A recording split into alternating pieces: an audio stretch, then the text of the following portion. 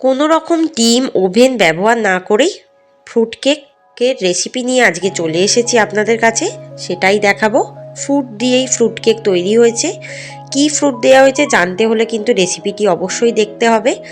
আর ক্রিসমাসে কিন্তু বাড়িতেই বানিয়ে নিতে হবে আমার রেসিপি মতো। দেখে নিন আজকের রেসিপিটি। নমস্কার বন্ধুরা, মাই সিম্পল লাইফস্টাইল ব্লগে স্বাগত জানাই। একটা বড় বাটি নিয়ে নিয়েছি, এখানে 4 টেবিল চামচ ময়দা দিয়ে দিচ্ছি।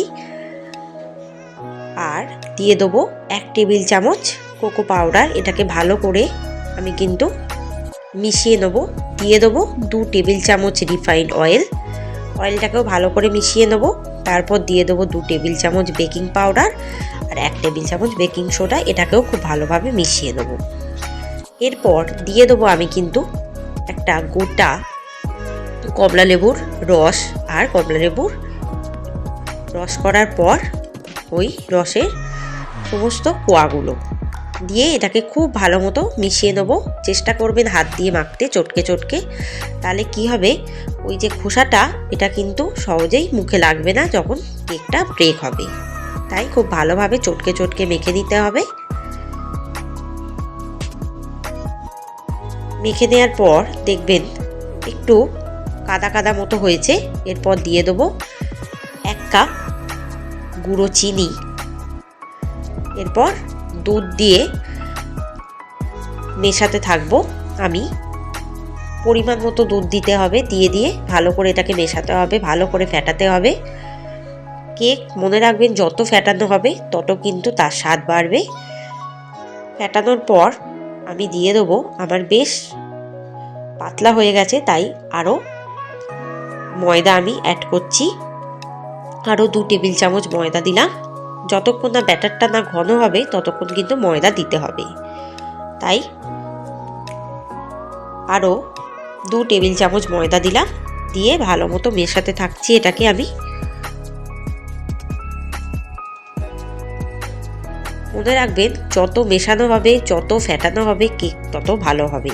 এরপর দিয়ে দেবো 1 কাপ টুটি ফুটি বিভিন্ন কালারের। আর দিয়ে এটাকে খুব ভালো মতো মেশাবো। এরপর দিয়ে দেবো চকো চিপস 1 কাপ মতো। এটাও খুব ভালো মতো মেশাবো। মিশিয়ে কিন্তু রুম টেম্পারেচারে অন্তত 30 মিনিট রেখে দেবো। কেকটাকে ফেটানোর পর যত রাখা হবে তত কিন্তু ব্রেকটা ভালো হবে। দেখুন বেশ ঘন ঘন হয়ে গেছে ব্যাটারটা।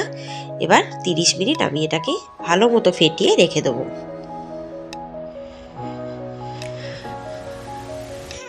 30 মিনিট পর আবারও খুব ভালো মতো ফেটাবো। ফেটানোর পর দেখবেন একটা স্মুথ ব্যাটার তৈরি হয়ে গেছে কেকের জন্য। এরপর 10 মিনিট রেখে দেবো। এরপর যে বাটিতে আমি কেক ব্রেক করব তাতে 2 টেবিল চামচ সাদা তেলটা ভালোভাবে বাটির চারপাশে মাখিয়ে দিয়ে একটা পেপার দিয়ে দেবো, সাদা পেপার। পেপারটা দেওয়ার পরেই আমি কিন্তু ব্যাটারটা ঢেলে দেবো ওই বাটির মধ্যে যেখানে ব্রেক করব।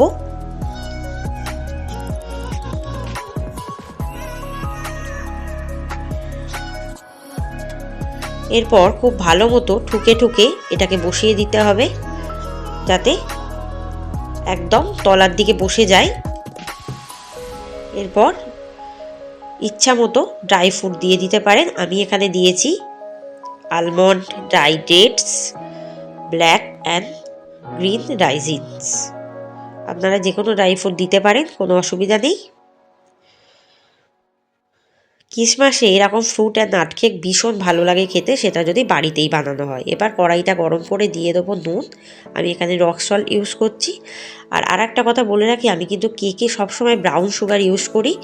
আপনারা কিন্তু ব্রাউন সুগারটা ইউজ করবেন, এটা কিন্তু ভীষণ হেলদি। এবার আরেকটু ঠুকে ঠুকে বসিয়ে দেবো। দেওয়ার পর 45 মিনিটের জন্য ব্রেক হতে বসিয়ে দেবো, একদম আঁচটাকে কমিয়ে দিয়ে কড়াইতে। দেখুন 45 মিনিট পর আমি কিন্তু ঢাকাটা খুলে দেখলাম অনেকটা ফুলে গেছে। এবার একটা কাঠির সাহায্যে বা টুথপিকের সাহায্যে দেখুন খুব স্মুথলি কাঠিটা উঠে যাচ্ছে, কোনো রকম কেকের কোনো অংশ লেগে নেই, কাঁচাও নেই। এরপর আমি কিন্তু ধার দিয়ে একটু ছুরির সাহায্যে কেটে দেবো। এরপর আমি বাটিটাকে উল্টে দিয়ে কেকটা সার্ভ করে দেবো। ব্যাস রেডি। আশা করি রেসিপিটি ভালো লাগবে। চ্যানেলটিকে সাবস্ক্রাইব করবেন, জানাবেন কমেন্টে।